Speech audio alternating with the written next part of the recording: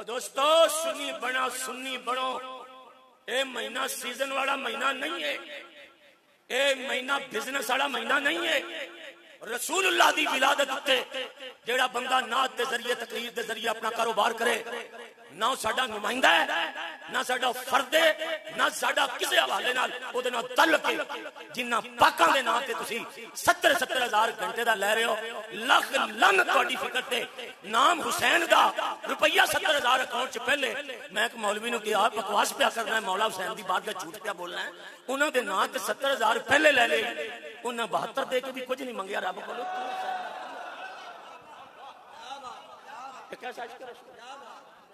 ये बिल्कुल फ्रॉड है। मैं स्पीकर से कह रहा हूं, मैं कई बंदियों के मुंह से वट पेंदे देख रहा हूं। ये रोजाना ऐसा हम देखते रहते हैं, क्योंकि इस दौर में जिसने सच कहा वो मरा।